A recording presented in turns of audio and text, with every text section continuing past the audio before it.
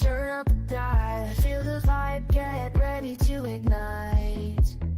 Untold stories in the airways, flying through the night. Experience voices, tales so bold. Streaming live, the truth unfolds.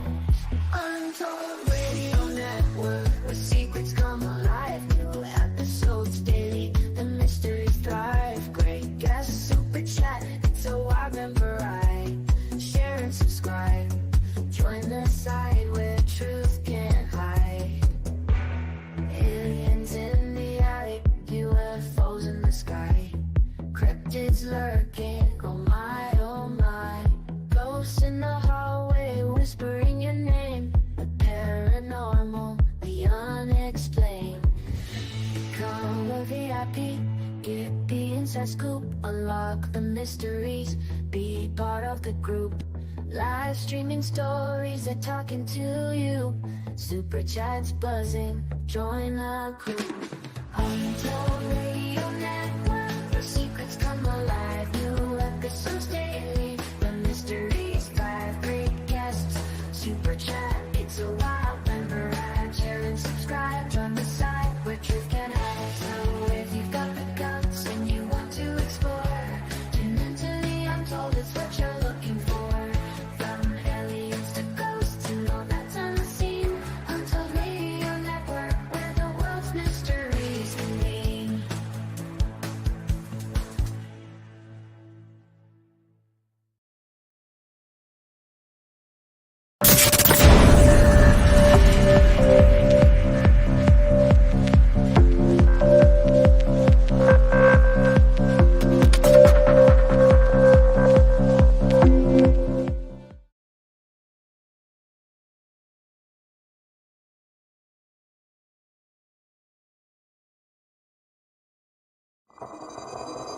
The paranormal, UFOs, monsters, mysteries. You're listening to Talking Weird.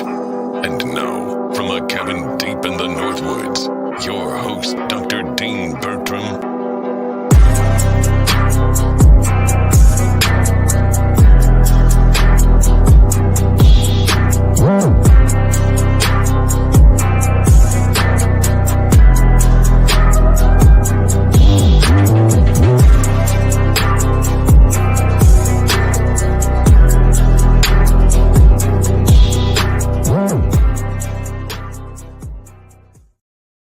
Well, greetings, all my fellow weirdos and weirdettes. Welcome to Talking Weird on the Untold Radio Network. As always, I'm super delighted that you've been able to join me tonight. Maybe you're taking a break from the election if you're watching live. And this is probably a good place to be because there's not going to be any politics unless you talk about the shenanigans of potentially underground civilizations messing with the surface politics. And then that's what it's all about, but certainly not worldly politics tonight. I hope everybody had a happy Halloween as well. Speaking of underground politics, speaking about all things subterranean, as most of you know, I'm currently producing and making a feature film called The Man Who Invented Flying Saucers, which among other things is about the Shaver mystery and Richard Shaver, who wrote extensively about his encounters with beings who lived beneath the surface of this planet, the Dero, who were the good guys, and the Tero, who were the bad guys. And often when I talk about the Dero on this program, just as like sometimes when I talk about the fairies, strange things happen. So if any of you see any technical glitches, please let me know, because it could be that the Dero with their Tampa rays pointing at the Untold Radio Network studios tonight. And hopefully the Tero will help us, though, the good people below the surface. I've already had a few technical hiccups tonight, which isn't surprising, but maybe our guest will be able to talk us through some of this as well. He's received his bachelor's degree in journalism, or rather he did, with an option in public relations from Chico State University in 2000. Since then, he has gone on to write roughly 700 articles on music, alternative history, spirituality, and UFOs for such magazines as Magical Blend Magazine, UFO Magazine, the Reggae Festival Guide, the Chico News and Review, and currently Phenomena Magazine online out of Scotland, and Paranoia Magazine. I always used to read Paranoia Magazine back in the day. It's a great magazine, which is out of the Bay Area, among many others. He's written a number of books, including his first book, Song in Your Heart, The Story for the Lost Note. And that's volume 1 in a 3-part series.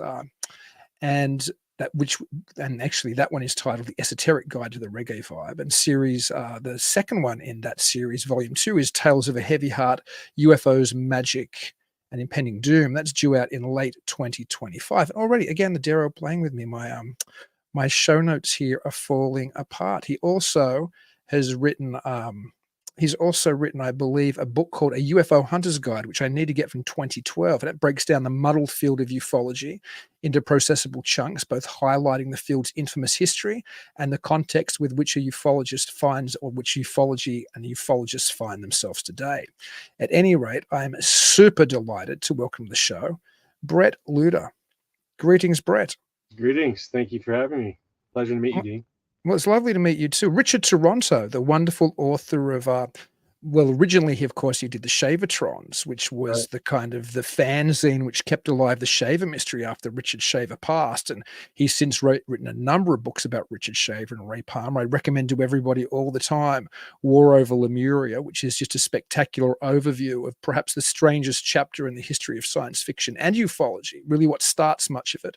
He also wrote a book called Shaverology, and which is the Shaver Mystery Home Companion, a number of books on Richard Shaver's art, rock photo, and we might touch some of that today. But I think you've got a book coming up on this type of underground shenanigans as well, right?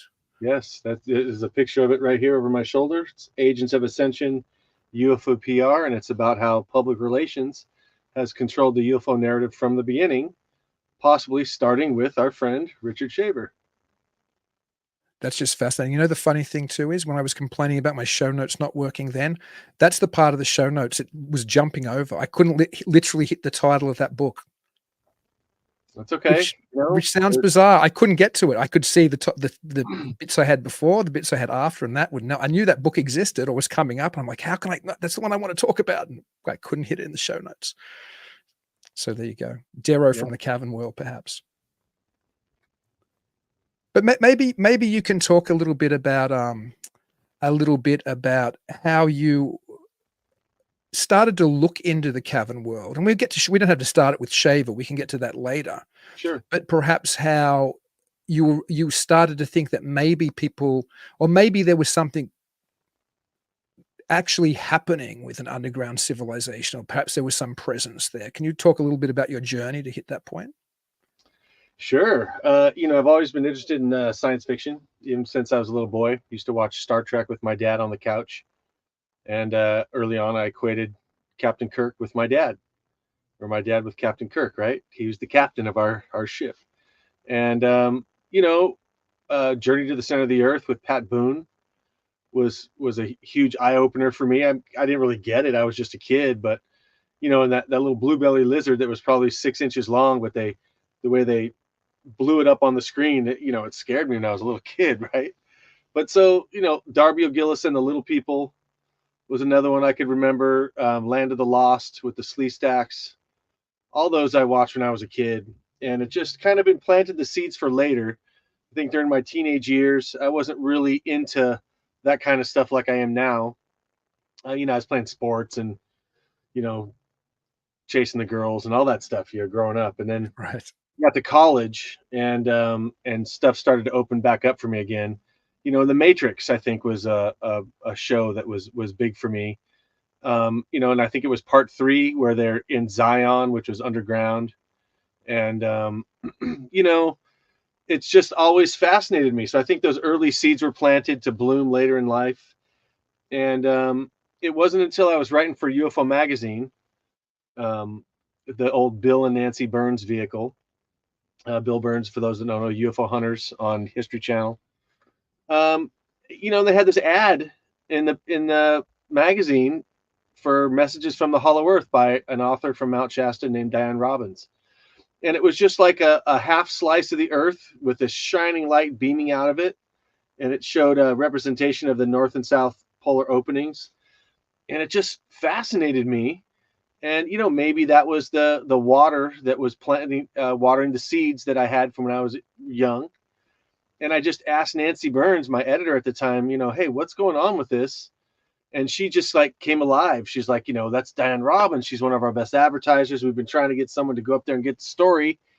And I stopped her right there. I said, "Look, I'm in Chico, which is about 2 hours south of Shasta. I would love to go up and talk to this lady and see, talking to her. She's channeling Adama from the city that's underneath Telos, supposedly, and just some wild stuff." So it was like she didn't have to twist my arm. Nancy didn't, and I paid for it myself. I was so enthusiastic. I went up there and I camped and got to talk to Diane Robbins, and she took me up on the mountain, introduced me to some of her ascended master student friends.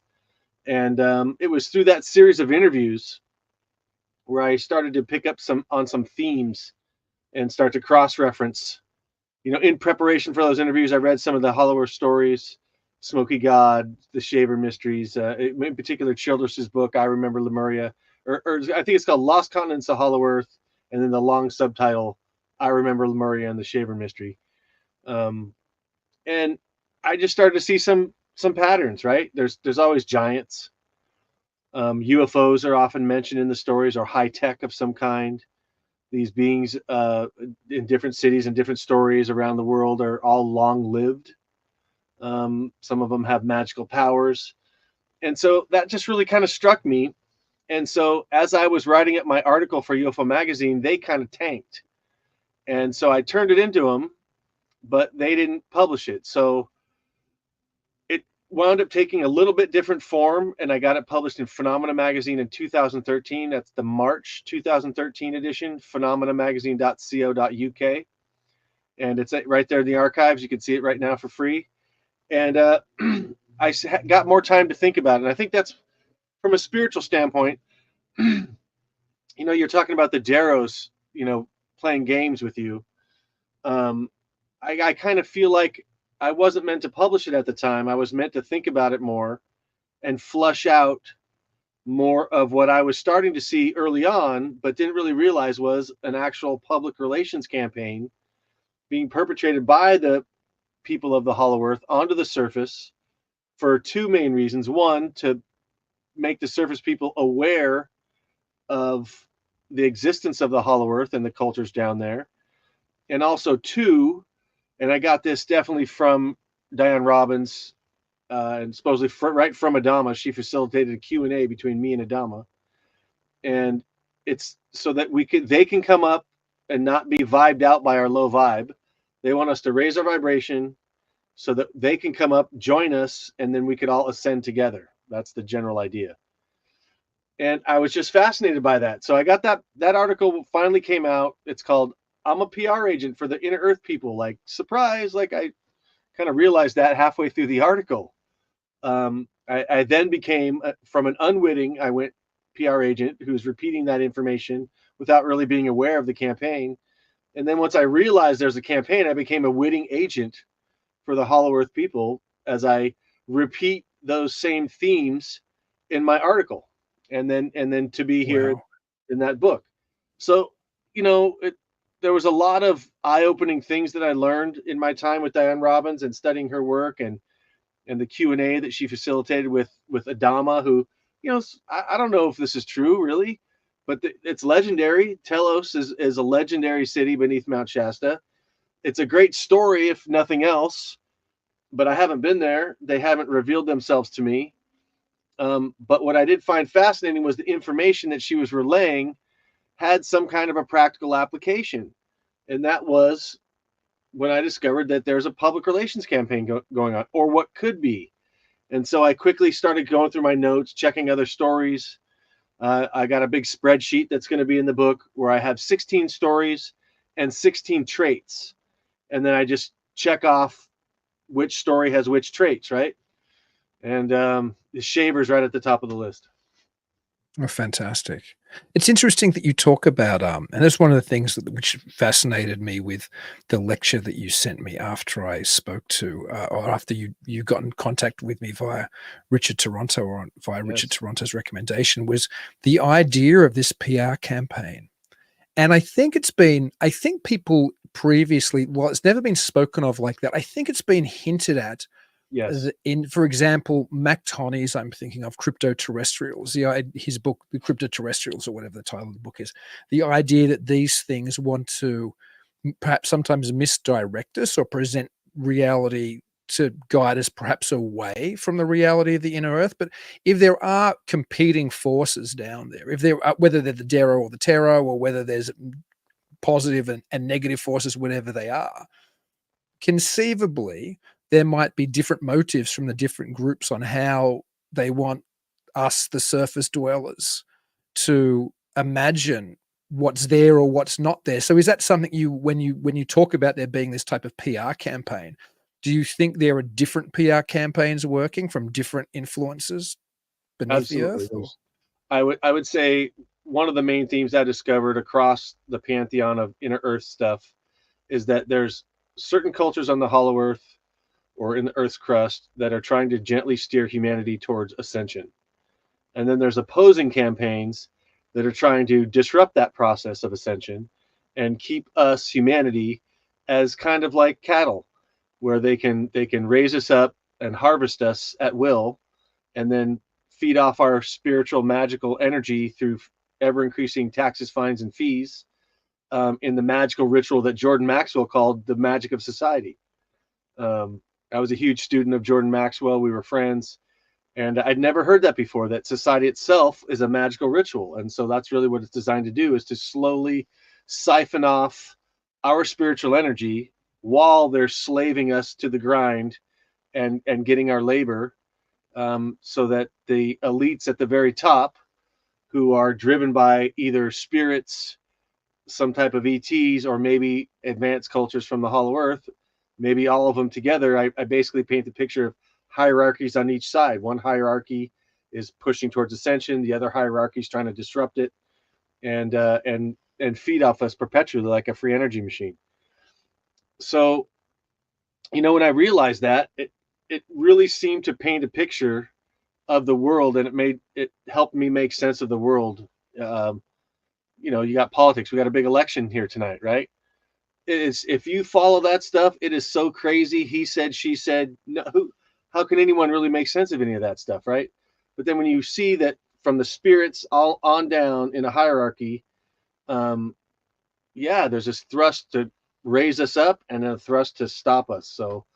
So hopefully by publishing my book, I'm doing my small part to help people realize that we have helpers to get to where we're supposed to go, literally fulfill the book that God wrote for each individual, for us as a people, and that there's an enemy that's trying to disrupt that process. I think that's important for people to know.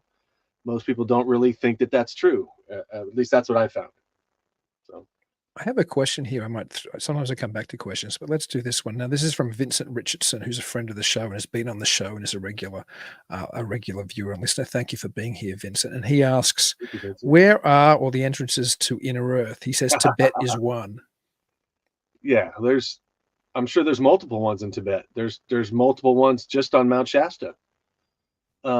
If my contention's right, I did a little experiment with the Shaver Mysteries. If you saw my lecture, Dean, you know what that experiment is. I decided to throw a ley line map or a ley line mapping program on top of San Francisco, and I got a big hit right across a Dero street, right across as the ley line's crossing Devisa Dero.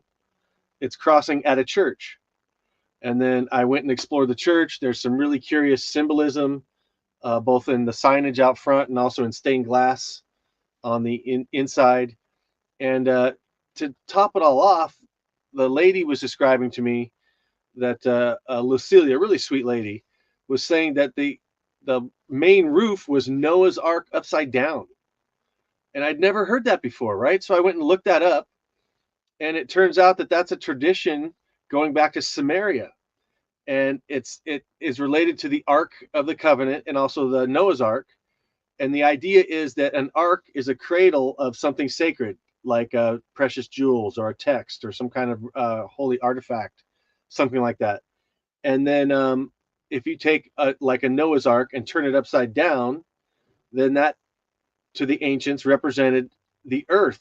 The earth itself is an ark holding humanity, God's jewels, humanity. And so that when churches are built with like boat hulls upside down, that's literally a representation of the hollow earth. Huh. So, here I'm just having fun with the Shaver Mysteries, throwing the ley line map down. I did some successful ley line mapping in my first book, Song in Your Heart, The Story of the Search for the Lost Note, and was able to corroborate some of William Henry's theories about ley lines. Also, Jordan Maxwell's about a ley line in Hollywood. And Dr. Len Horowitz, who wrote Emerging Viruses, AIDS, and Ebola in 2003 and predicted this whole like COVID thing without saying it's COVID. He basically predicted it, 20 years, 15 plus years before it actually happened.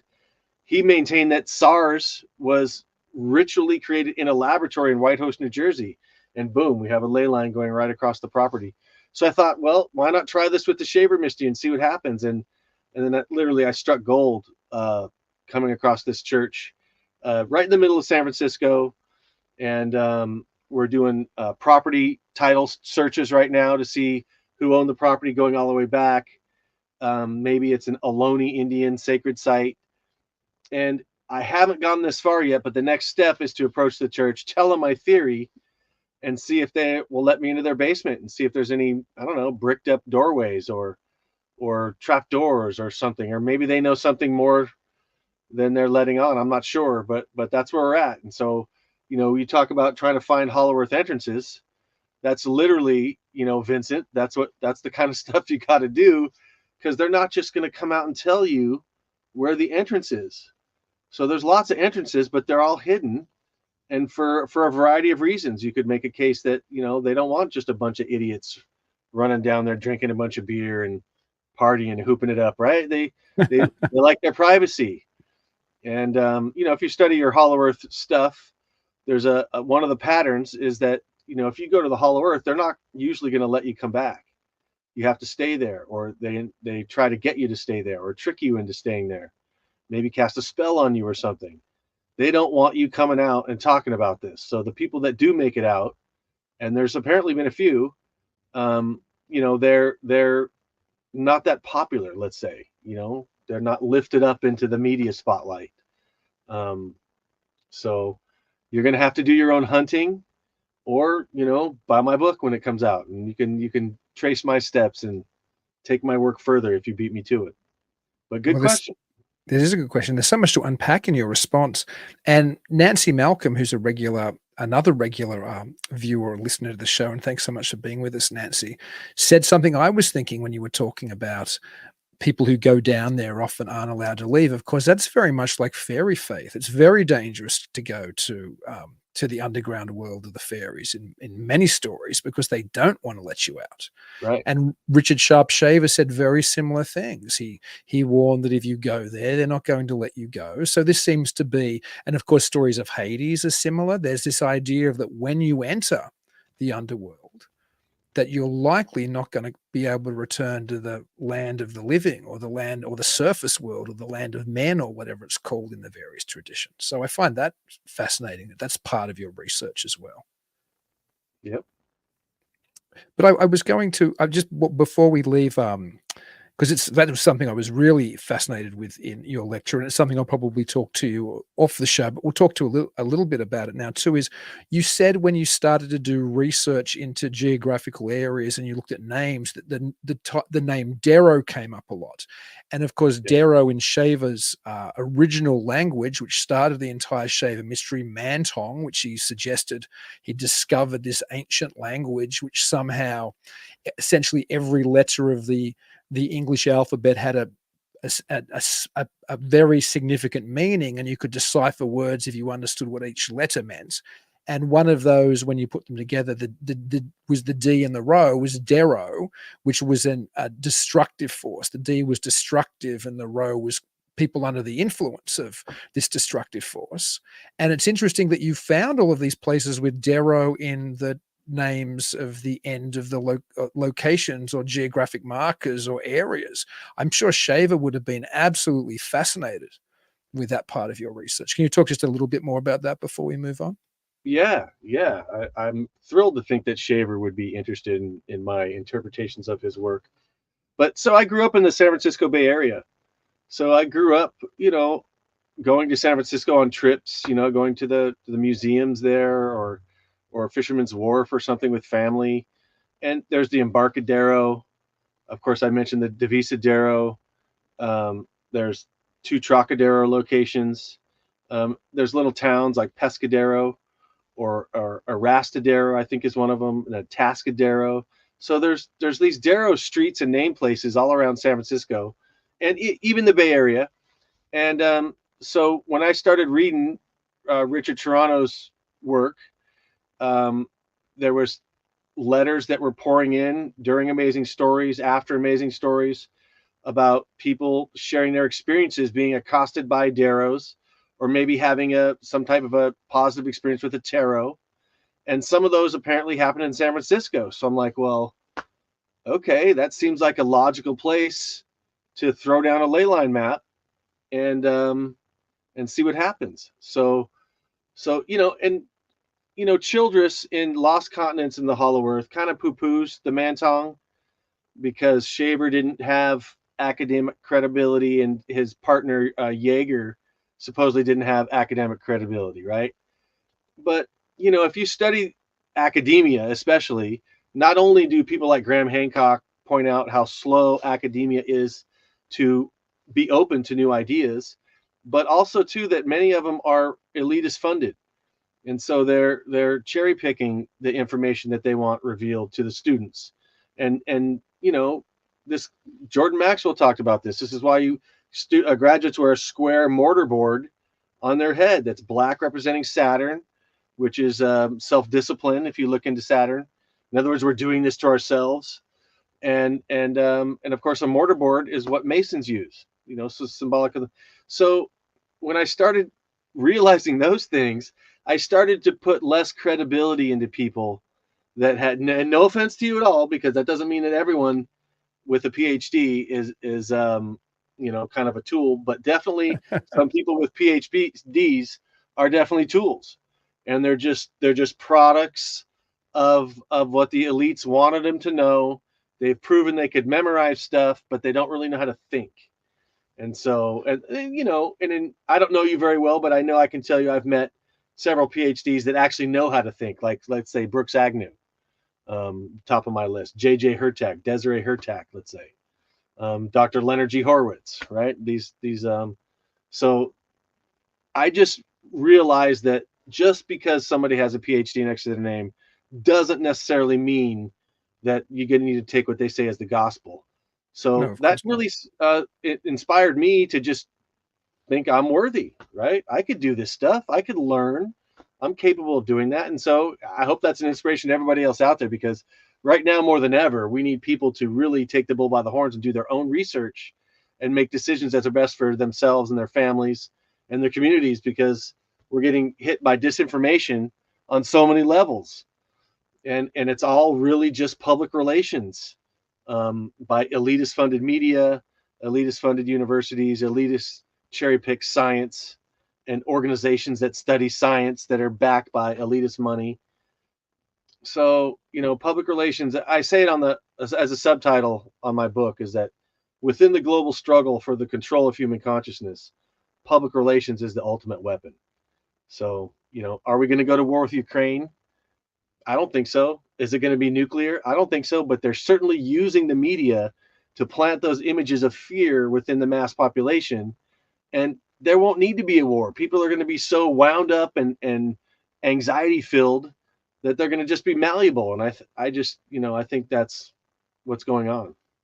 No, I think you're right. I think there is an information war, or multiple information wars going around us all the time. But I think we'll get into that a little bit. Some of this kind of disinformation in regards to the type of topics which are probably of interest to our listeners, certainly of interest to me, things like UFOs and things like the inner earth. But first, there was an interesting question thrown out by Flat Rockland about 10 or 15 minutes ago, which I didn't address, and I think we probably should. And thanks for being here, Flat, another regular listener. And he quotes, "Society is a ritual is a very intriguing concept. How would you tie in Jung's collective unconsciousness to this?" Okay, interesting question. Gonna bring in some Carl Jung, or Jung, as I said for years and years. I would say that going back to my teacher and friend Jordan Maxwell, that people's subconscious individually and collectively are programmed through symbols and symbolism. And so when you create a certain ritual that people willingly participate in, which is what's needed to manifest the desired outcome of any ritual. There must be full disclosure. It's the same things as a contract. There's got to be full disclosure. There's got to be consideration. There's got to be a meeting of the minds and performance. And so the ritual, if it's designed to suck away our spiritual energy through ever increasing fines, fees, and taxes, including taxing our labor, then they would need to get our agreement to do that. And so one of the ways that they get us to do that, the elites, or just say that to make it simple, the elites use symbolism and let us know that they're behind all these different businesses. And us as consumers, most people are simple. We just want to go to the store and buy some food, some meat and some bread, some vegetables for our family. We're not really looking into the triangle logo that's on our bag of lettuce, let's say, right? Just to throw something random out there, or the the Illuminati symbolism or Templar symbolism on an Oreo cookie would be another one, right? And I'm eating Oreo cookies since I was a little kid until about 15 years ago when I realized that it had soy in it, and then I was, of course, trying to lose weight and too much sugar, right? Even though I used to love Oreos. So you're literally ingesting these symbols without really realizing it, and they're you're looking at them. Your commercials are full of this stuff. You got Arco gasoline, let's say, which is their symbol is like a square, but it's like a pyramid looking down from the top. Exxon gas has the double Knights Templar cross with the two X's. I mean, so you see this stuff all over, and from a spiritual standpoint, this is the elite saying, we're in control. This is our offer to contract to you, society. How do you respond? And so how are we responding? There's 4 ways to respond to a contract. 2 are in honor, 2 are in dishonor. You can agree with the contract and be in honor. You can counter offer and still be in honor. In dishonor, you would argue, or you would stay silent. So the position of power always is to counter offer. So, but just in general, society has accepted this offer of society itself in the form that it's taken and participated in it. So the elites, through symbolism, through manipulating our collective consciousness, through the symbolism and our performance in this setup, has enabled them to not only get our agreement to go along with it, but to get us to do ourselves in, so that the elites are kind of off the hook legally, spiritually, right? They're not violating the free will law because we've agreed to it. So hopefully that answers your question. That was a great question.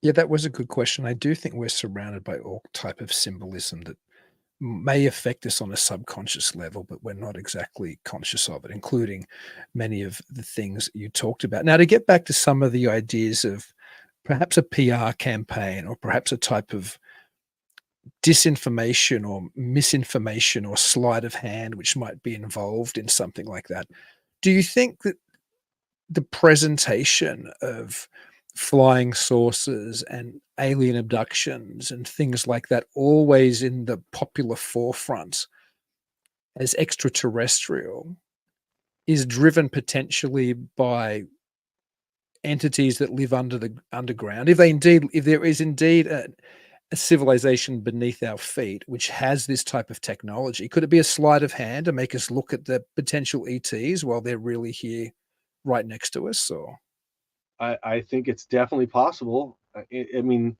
this isn't really rocket science. We're human beings are smart people, but we allow ourselves to be fooled by the simplest and oldest tricks in the book. You go look over here real quick, and then I just did something over here real quick. That's the oldest trick in the book. And so, of course, it could be a ploy by Hollow Earth cultures to lead people away from the inner by leading them to the outer. I mean, that just seems really logical to me. Now, do I know that's a fact? No, not necessarily, because I do think that some of the outer, the occupants of some UFOs, some cultures, are working with beings from the inside. And so in the hierarchy, so each side's got their hierarchy of outer beings and inner beings.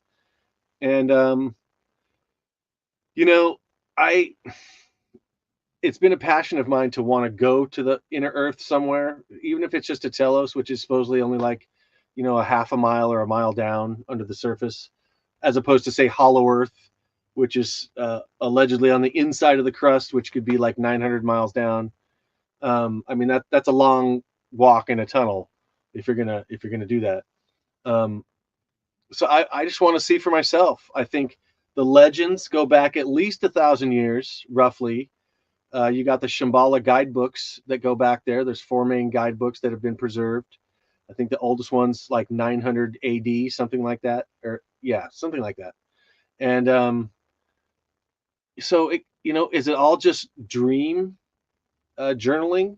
Is that what these things are? Are these astral projection stuff, or is there something to this? And I think once you understand the Earth's crust, that there's lava tubes that are made naturally, um, that many caves exist. I just saw about a cave, and I forget what it's called. I think it's in Thailand or Cambodia, where it's got its own ecosystem. It's so big. So just imagine those things. I don't think it's hard to imagine those things existing outside of the realm of our sphere of thinking and scope of our awareness. Um, so that's, I guess, why it excites me so much to study this subject, because if there are advanced beings beneath us, there are relatives in one way or another. They have a lot to teach us. And I don't know about you, but I want to find out who I am and why am I in this meat and water bag on this supposedly spinning globe, on a weird part of it, outside rim of the galaxy. I mean, I'm just fascinated by that. Who am I? What am I doing here? What are my real powers? What's our true history? Those things just fascinate me. Yeah, I think they're big questions which which not enough of us ask. I mean, generally, perhaps all of the viewers on this show ask those kind of questions, but I don't think those type of questions are encouraged in the type of culture that most of us find ourselves existing in, which is very much focused on a physical, mundane reality. There are a number of cool questions popping up here. And let's throw to Nancy first. She says, how do surface ley lines connect to surfaces in the inner earth? Well, I don't necessarily know that they do, but in my reading journey, I came across a really cool book by Jose Arguelles called The Mayan Factor: The Path Beyond Technology. And supposedly the Mayans are a lot older than what science gives them credit for. And part of the Mayan cosmology is that human beings are millions of years old. And part of the knowledge that you accumulate in that time is how stars and planets interact. And according to the Mayans in this book by Jose Arguelles, the Hunab Ku is the beam that shoots from the galactic center. Our Milky Way galaxy has a giant black hole in the middle, and it shoots out a beam that's like a spotlight, and it goes around. And I don't quote me, but I think it's around 26,000 years it comes around, and it hits the Earth again. And it just came around again. We're supposedly still in the middle of it. It started in '87. That was called the harmonic convergence, when that beam began to hit us. Well, so what happens is that beam also programs the stars that are in the system of the galaxy. And then those stars themselves, in our case, our sun, would program all the satellites of the sun, including the planets and our Earth. And so according to the Mayans, our Earth is informed, consciousness is informed, our biosphere and noosphere is informed from beams from the sun that the sun receives from the galactic core, and it goes to our core, and then it radiates outwards. And so then the idea is that as it radiates outward, the pathways that this consciousness programming energy radiates with would be in ley lines. Now do those ley lines on the surface, do you just draw planes from them down into the inner earth? I'm not sure exactly how that works. Do they come up from the core like lava or something? Pure speculation. I don't know. But that's a question no one's really asked me before. And so the best I could do is tell you about the Mayan Factor. And it's a great. I would definitely recommend reading that book. So Interesting. yeah, supposedly that Hunab Ku is switched consciousness on Earth through that mechanism I just described, and it's supposedly going to lead to heightened consciousness. So again, there's a force out there that's trying to raise our consciousness and push us gently, getting us to do it ourselves, because no one wants to violate your free will. That's the highest law of the universe. All beings have a right to choose what they want to do. But if you can gently nudge beings in a certain direction so that they do make the right choices. And I think the Mayans were aware of this influence coming from the galactic center through our sun, and it was positive, so they looked at it as a positive thing that was going to help expand consciousness, raise our vibration, that kind of thing. Yeah, that's fascinating. Vincent Richardson hasn't really asked a question, and again, hey Vincent, but he's thrown out a couple of points which I think he's probably interested on you elucidating, and that is the talk of underground alien wars with our government and how that ties into deep underground military bases, and again, probably how that ties into the type of inner Earth or hollow Earth civilizations that we're talking about tonight. So do you think that our government is engaged with these beings beneath the surface of the earth, like the type of stories that have been around about us discovering these civilizations when we've been digging our own deep underground military bases, and the problems and fights and sometimes treaties that have ensued after these connections? Yeah. I do a chapter on the Dulce base in this, and I got to talk to Sherry Hinkle, who is supposedly trusted by Tom Costello, who supposedly escaped from the Dulce base with a ray gun and some pictures and some videotape. And then supposedly Sherry and Tom buried it somewhere, and Sherry, now in her 80s, forgets where it is. Fascinating story. Totally goes against what Phil Schneider was saying. Phil Schneider saying he was part of a company. They're drilling in innocently and popped in on an underground gray reptilian base. And then a firefight broke out. Sherry Hinkle says Phil Snyder's full of hooey. Then you bring in somebody like Norio Hayakawa, who's in his 80s as well, or high 70s. And he says, Brett, I've been studying this stuff for decades, and there's no evidence that I could see anywhere of an underground alien base. And, Norio's, he's been there, done that. He's talked to the Indians there. The Indians, in my opinion, if there's somebody that's going to know about their local area, it's the local Indians.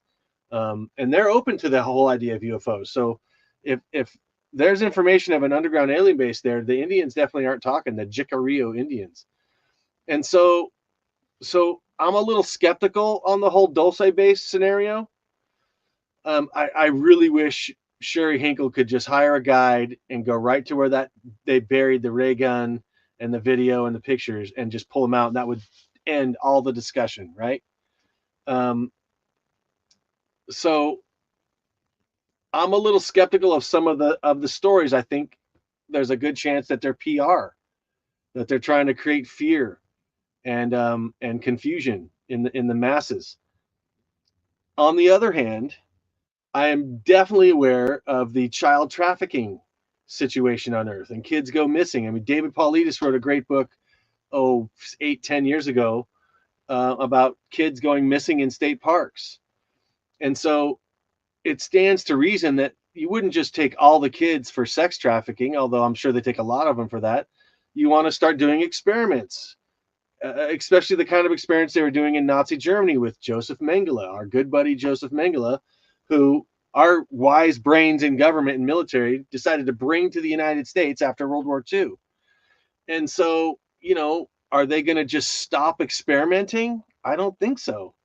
I think human beings, when you don't have love in your heart, when you're not centered, when you're not a man of God, you get led astray by shiny objects, so to speak, right? By money, paychecks, and hanging out in mansions and with elitists and like Eyes Wide Shut, right? So humans are really easily led astray, I think, off of our true purpose. So with the knowing those things, I would say absolutely there's experimentation going on, and that we were stupid enough to think that we could make agreements with certain species because they had shiny objects for us. And now guess what? We're the Indians, and they broke the treaty, just like we broke our treaties with the Native Americans here in North America. And now that it's kind of karmic. Now they're kind of doing with us what they please.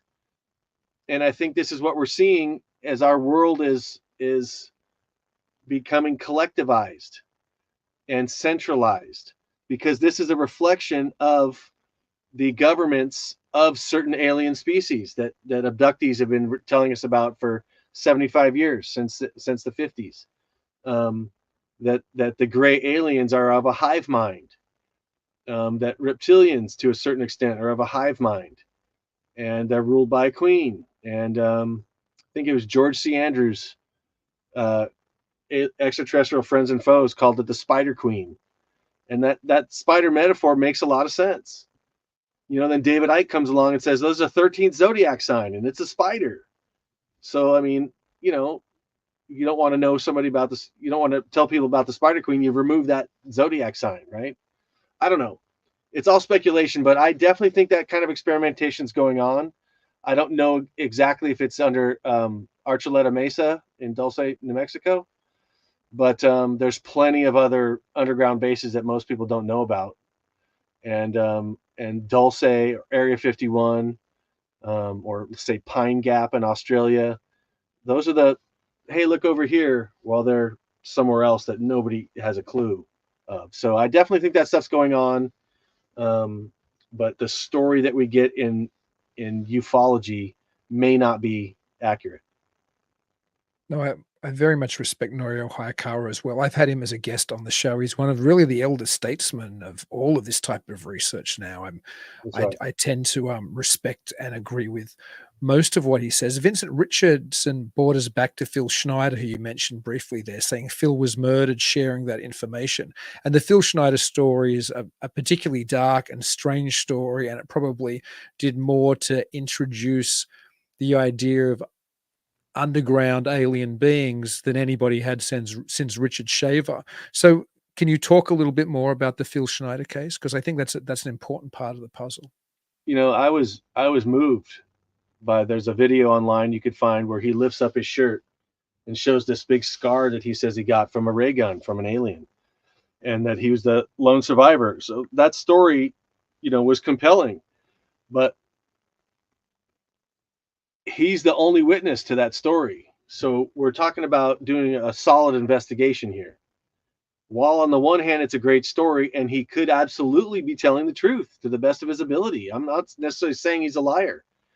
But then you go talk to somebody like Norio Hayakawa, right? Who says, well, that story was embellished by one of his, I forget if it was his sister, or maybe it was a lady that was claiming to be his wife, and who made up that story so she could get veterans benefits for her spouse. Veteran spouses get benefits if the veteran, passes on. And then Sherry Hinkle's like, no, the Phil Schneider story is totally different than what Thomas Costello said. So if Phil Schneider's not lying and he's telling the truth, and Sherry Hinkle's not lying and she's telling the truth, then there must have been two different firefights.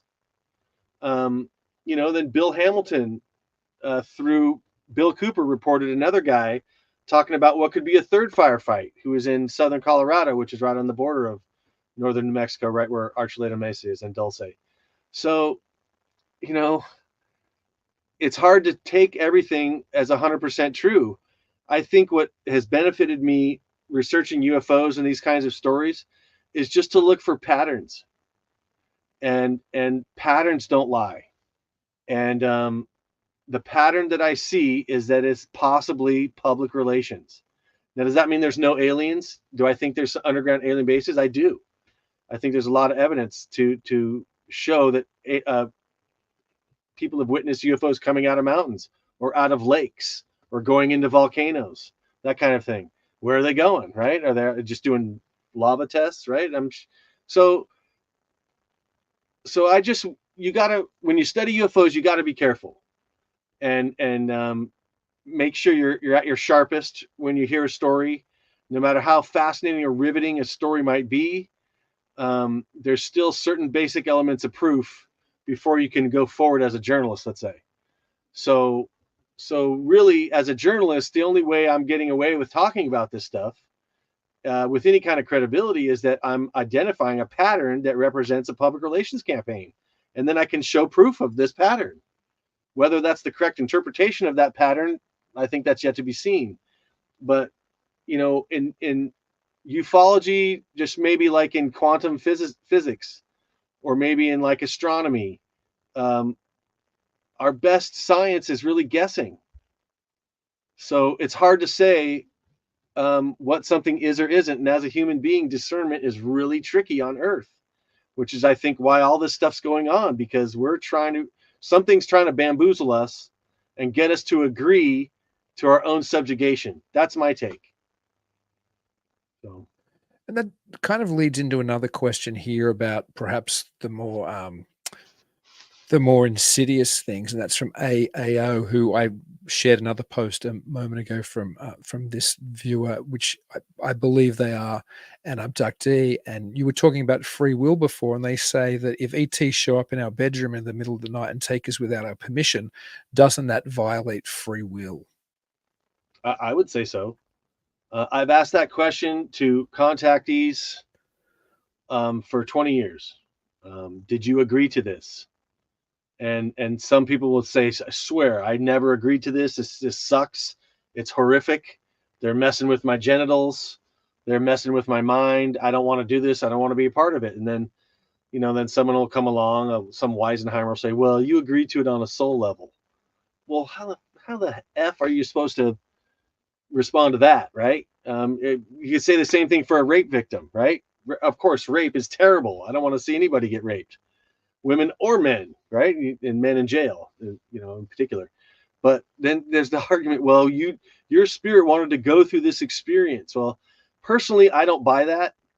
And then there's another side of this. For example, I talked to Dr. Richard Boylan in the preparation of this book. And Richard Boylan says, well, the ETs are all good. And the horrific abductions and the MILABs, military abductions, are all staged abductions to make it look like it's aliens out to scare everybody. And so then that creates fear in the contactees. Stephen Greer says something very similar to that as well, right? That the ETs are good.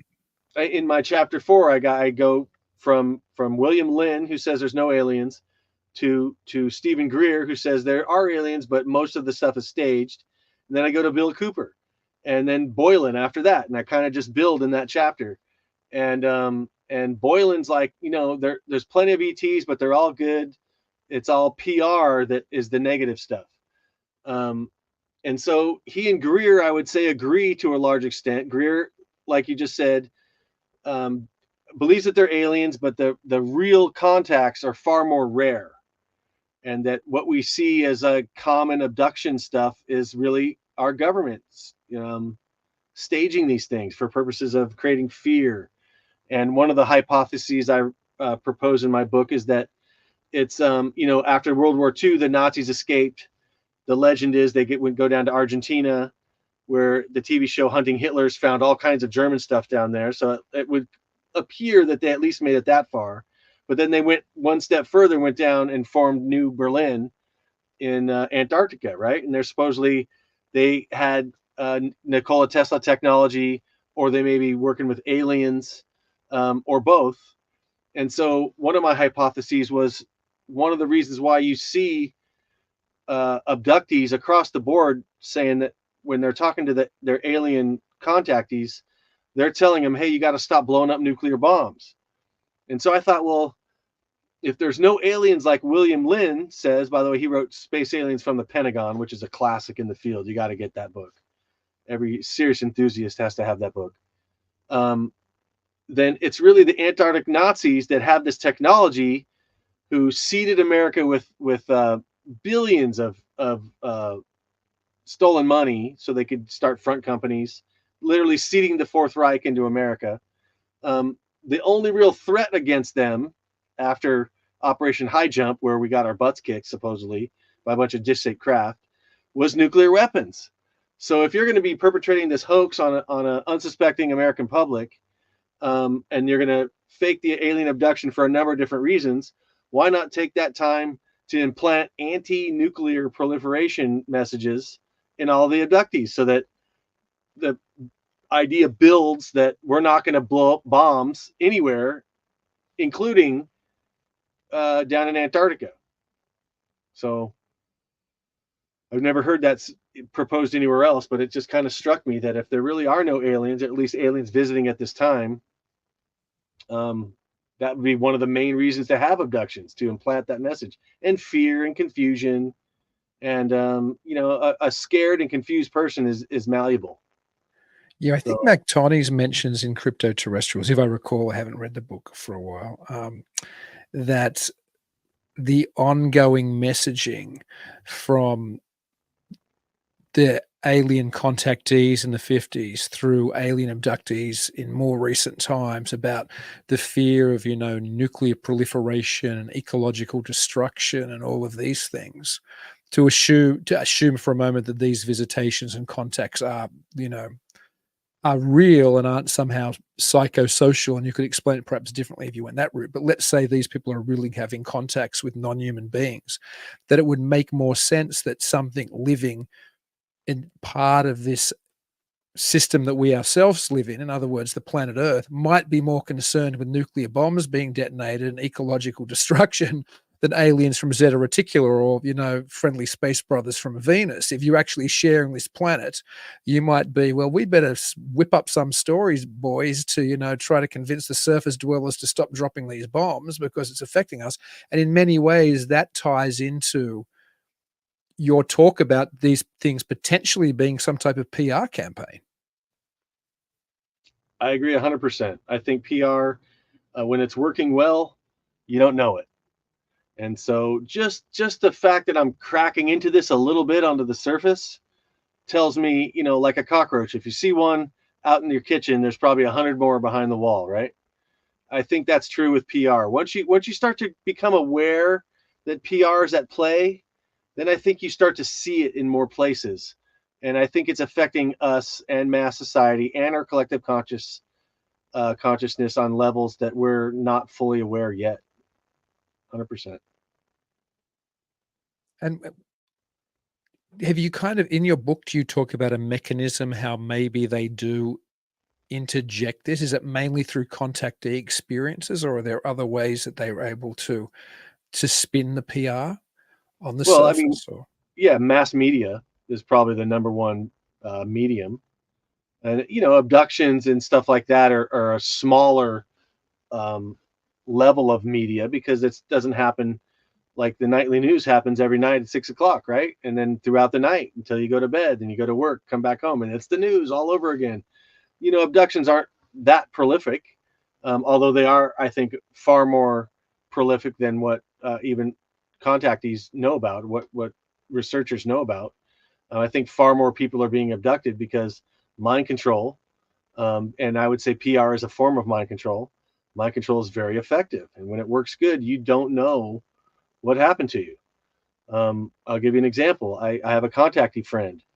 She's shown me scoop marks, claw marks, and she's been terrorized at night. So I'm an investigator, so I went and spent the night at her house. And this has happened multiple times where I spend the night at her house. I'm in her living room on the floor, and I have an absolutely wonderful night's sleep. I wake up refreshed, ready to go. She's been abducted. So what's that tell me? I'm like, those suckers are putting me to sleep, and so I'm not gonna interfere. So when it works really well. And public relations, a form of, and I think this is all rooted in occult magic. Mind control is rooted in occult magic, and PR is rooted in mind control. So when a being that has better knowledge of yourself than you have of yourself wants to manifest a desired outcome, they know how to do that through mind control and public relations. 100%. Technology even. Do you think then that these things live actually among us as well? Or do you think it's perhaps like Shaver would suggest? I mean, he said they lived among us as well sometimes, but is there some type of technology which they might hit people with to broadcast these messages who are in the media, or are they themselves planted within like a fifth column within certain, organizations on the planet? Or I love that idea about a frequency, because that goes back to one of my favorite movies, They Live, with Rowdy Roddy Piper. So great. And One of my right, and favorites. he found the broadcasting tower on the top of the building, and it's broadcasting this kind of a blanket thing that makes people see certain things. I don't necessarily know that that's the way it happens, but I definitely have seen people's eyes change right in front of me. So whether that's let's say a shape-shifting reptilian, because you see the slits, those are always associated with reptiles, the up and down slits instead of a round pupil, or whether that's a spirit, I think is a fascinating subject because fallen angels have been equated with reptilians for a long time. So what are we dealing with here? Are we really dealing with spirits? I know I go to a church in Yuba City that say that there are no aliens, that they're all demons or Right. fallen angels, right? There is that out there, and that we're being deceived. I definitely think that's true in some cases. You just look at Semyase.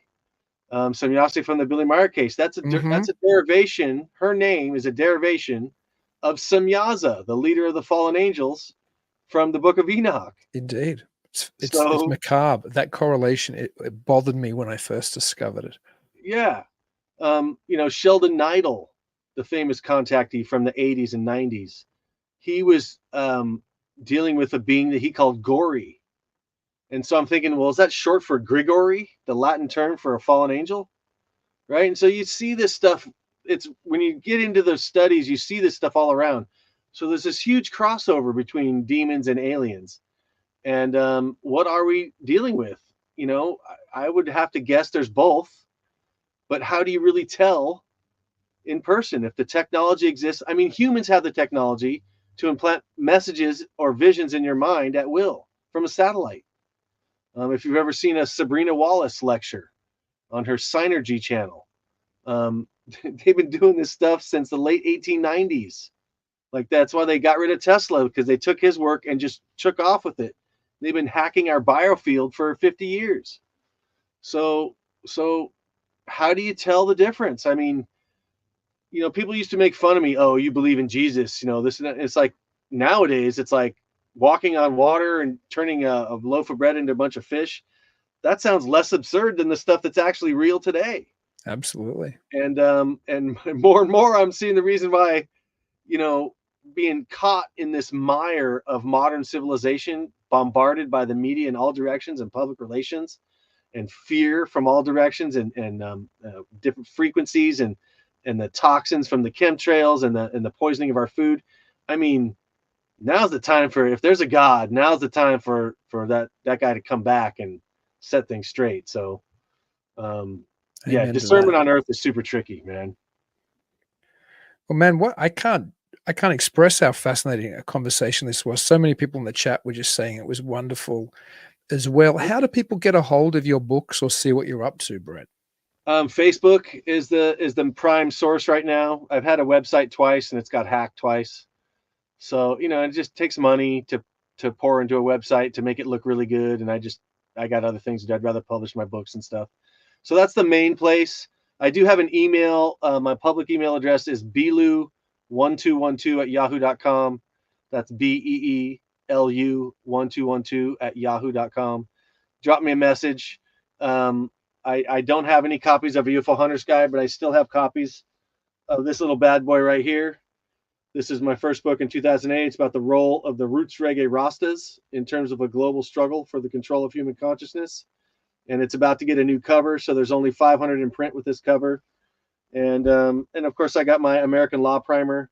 I do some work with the law because, as I described before, part of the magic of society, the ritual of society, is to constantly siphon off our spiritual energy through releasing us of our Federal Reserve notes that we work hard for every week and get that paycheck, right? That represents our spiritual energy. And so if you've ever been to court, Dean, it is, as Jordan Maxwell would say, it is a racket. And, it's nothing personal. It's just business. They just want your money. They don't really care about what's right or wrong. And then just to top that whole conversation off, they set up accounts for us when we're born, as represented by our birth certificate. And that's the biggest part of anyone's estate. So most people don't even know they have it. The estate sale means someone died and they're going to sell off the car or the couch or the TV, and that's an estate sale. the biggest part of everyone's estate is this account, and they don't want people to know about it. So they're literally thinking of ways to drag you into court so that they can get you to sign a piece of paper. And then when you're signing it, you don't even know you're becoming what's known as an accommodation party, which is mean you're lending your signature for credit. You're signing a negotiable instrument that the court can now take and monetize off of this account that you don't even know you have. So I've discharged my student loan debts off of my account. I've discharged a frivolous filing from the IRS. I've done a parking ticket in San Francisco, and I recently just did a traffic ticket in my area by letting the authorities know that I'm the executor of the trust, and you guys need to back off because the fines are in the six figures. And it worked. Gosh. They didn't. They said they were going to put a warrant out for my arrest, and it's just all scare tactics. So yeah.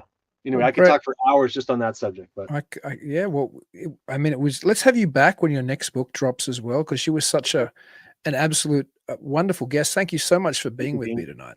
It was an honor. Thank you for having me. Fun And time. well, thank you. And until I talk to you again, Bret, until I talk to everybody else out there, please keep it weird. Thanks, everybody.